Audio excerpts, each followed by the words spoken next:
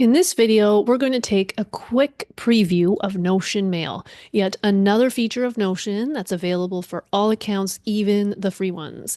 So to open Notion Mail up from your Notion dashboard, just go into your left-hand sidebar at the bottom and there's a little app switcher icon you can click. It looks like a little paper airplane, so just click on that and it will open. Notion Mail will open in a new browser window. You can also just go directly to mail.notion.so. So you can see the screen here is prompting me to connect to a Google account. And this is what you'll see the first time you connect to Notion Mail. So the first time you log in, just follow the prompts here. It will easily walk you through everything you need to do to give permissions and allow the connection. So I'm just going to switch my account here to open my actual mail. So here it is. On the left-hand side, you can see we have all our folders and inboxes and all those other things. These have all synced directly from my Gmail account, so they all carried over, the sent and the trash and everything. The only folder that doesn't seem to sync is drafts at the moment. Any emails I start composing in Notion Mail save as a draft here, but they do not save as a draft in my Gmail, and any drafts I had in my Gmail did not seem to carry over. So everything else syncs. All the emails are here. Every time you receive a new email in Gmail, it'll appear here as well in Notion Mail. So there is another little option here called New View. So this is where you can create different email views in separate folders. So I've created a separate folder called My Labels with my own customized view. So think of this as adding a new tab or a database view to a database in Notion, where you can include all the same information and content, in this case, the same emails, but apply different filters and groupings to customize that view and customize which emails exactly you're seeing in that view.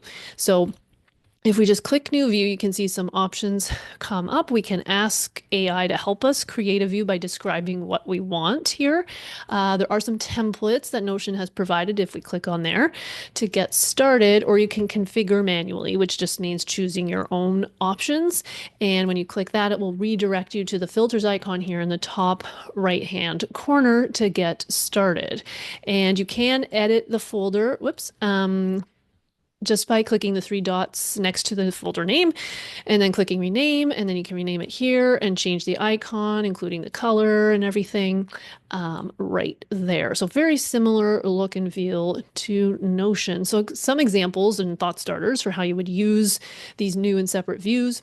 You could create a view here or folder, same thing for only unread emails. So all your unread emails appear in there. You could create one by status item. So for example, if you want to see all of your emails that have a to-do status, you could put that in here. And if you just see over here in my emails, if I hover over this little circle, that is my status property that I've applied. So yes, you can apply properties to emails in Notion Mail.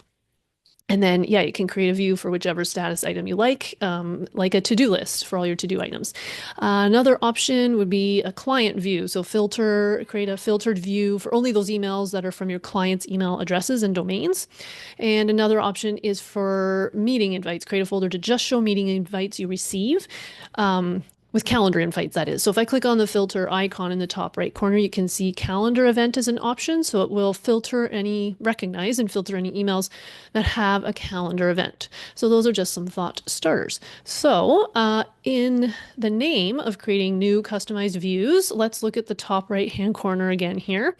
Again, we have filtering as our first little icon option. So just like in databases, you can filter emails based on various criteria, like if the email is read or unread, if it has attachments, the calendar event I just mentioned, certain labels, which all carry over from Gmail as well. If you are a Gmail user, you're very familiar with labels and categories. So those will carry over. Here's the label option here.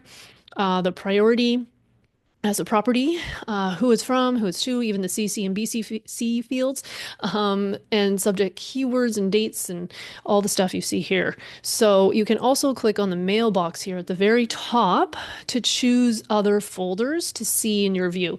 So this is my inbox. So obviously I'm only seeing the inbox, but I could choose to see my sent if I wanted to check that off, spam, archive, and or trash. So, and you can say it contains or does not contain these email folders. So those are the filtering options. So also similar to databases, you can choose groups. So if we click on the icon next to filtering, which is called Edit View, and then Group, let me actually just go back to my inbox here. Oh yeah, my labels is also filtered for my inbox. So if we look at my inbox now, it's also filtered just for inbox.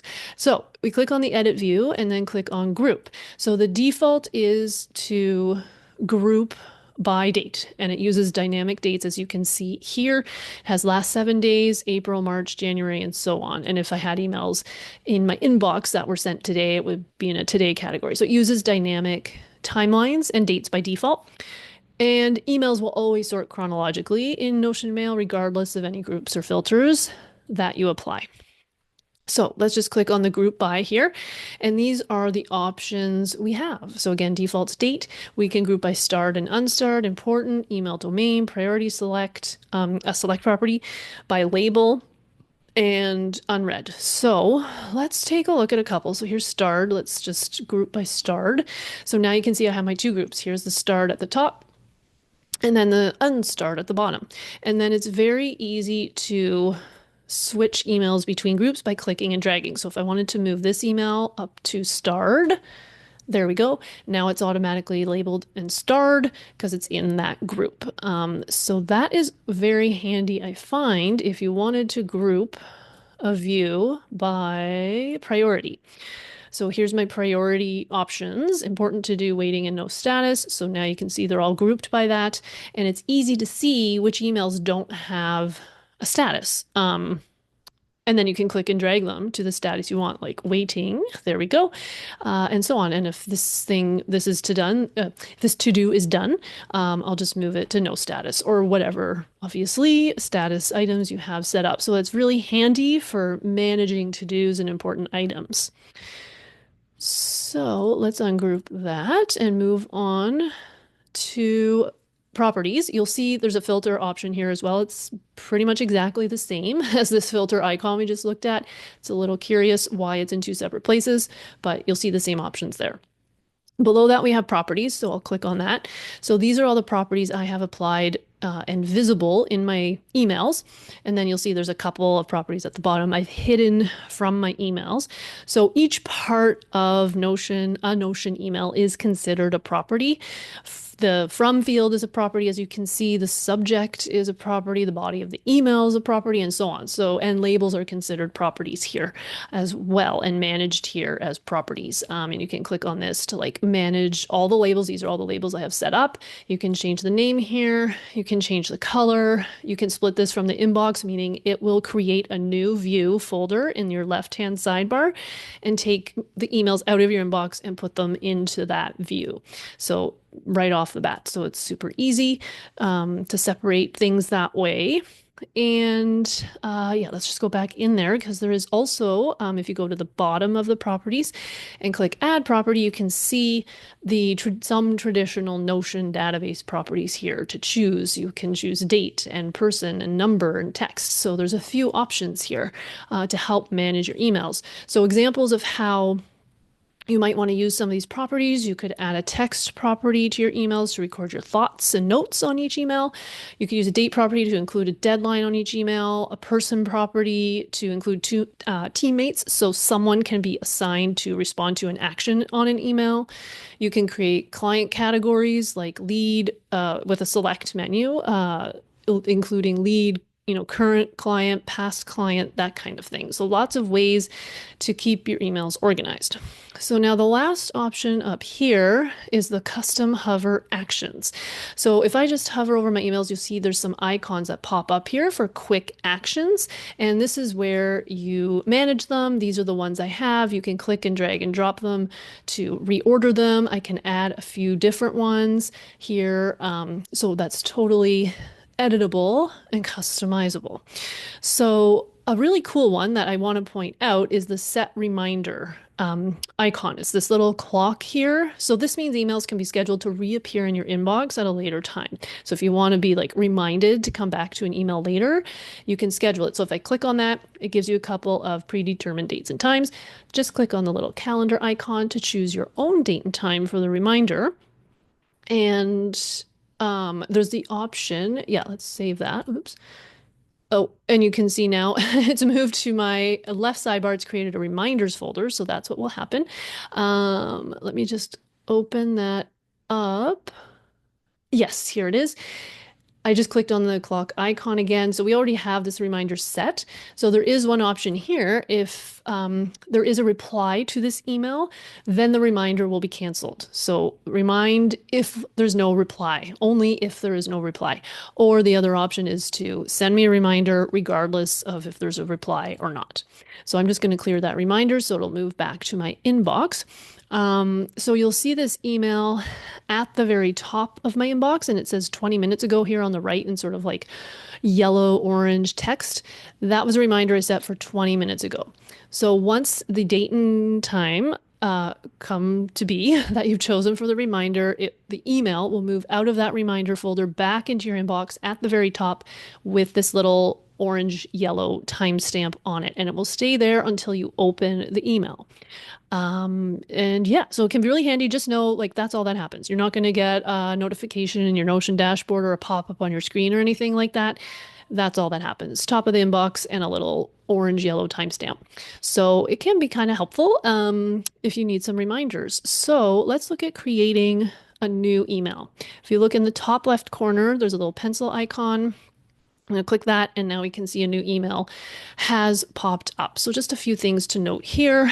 Gmail signatures, if you have one set up, do not carry over to Notion Mail. If I click these three little dots, you'll see the default Notion Mail signature, pretty simple and basic, but that's what you've got to work with. And then there's some icons at the bottom here. We can ask AI for help with writing this email, attach something, attach a file. There's a snippet option, which is essentially just like email templates. So Notion has created a few here, like insert your Zoom link. So if I just click that, it just inserts, here's my Zoom link. And then if you have a Zoom link connected to your Notion account, it will auto populate here. And there's a few others, and you can create your own snippets. And you can name them here. So name snippet and use the command / to bring them up in your body of your email, just like you would a block on a Notion page. And you can create the content here and so on. And then that will be an email template always available in this little snippets icon. Next to that, we have insert availability. So that's coming directly from Notion Calendar, and you can insert a link to allow people to book in time with you based on your availability. And of course, we have the trash bin here. And then we can schedule the sending if we like as well, which is really handy. So Notion Mail is pretty great, but it's in its early days. So at the moment, there's a few pros and cons as I see them. The pros are it's a similar layout and functionality to Notion, so it feels familiar and easy to use. It syncs up really well with Gmail. There's just a couple things, like I was saying, the drafts don't sync, and a couple other small things that maybe don't sync, but for the most part, you can manage emails in Notion Mail 100%, I would say, because things sync up so well with Gmail. A few of the cons, it only works with Gmail so far. So if you're an Outlook user, you'll have to wait a little longer. I don't know how long, but apparently a connection's in the works. You can only link one Gmail account at this time, so you can't, there's no multi-account management. There's no mobile app at this time, and there's also no nested folder capability like you have in Gmail. Like, these are your folders as you see them. You can't nest folders within them. Again, any email signature in Gmail set up there does not carry over to Notion Mail. And there's no move to or drag option, so I can't just click, drop, and drag these emails into folders right now. It takes a couple steps, so it's just a little more time consuming. But that's it, and that's just an overview and quick preview of what Notion Mail has to offer.